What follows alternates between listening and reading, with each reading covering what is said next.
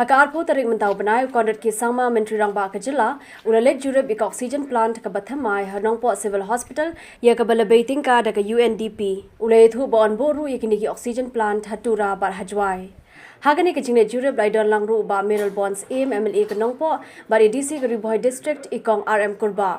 Ukorat sangma bekrem bikla pathai khubor ulai thu bakla yo priang ki tiar kitar badminta ke jingtre kadang ya chakman.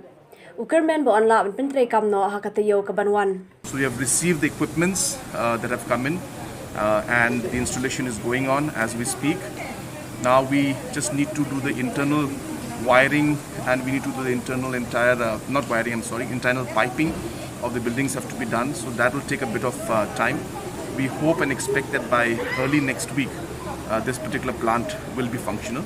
At the same time, we have just had discussion regarding the MCH out here in the district in Umran, and we are in touch with the Tata Trust, where they have committed that they will be giving the oxygen plant there.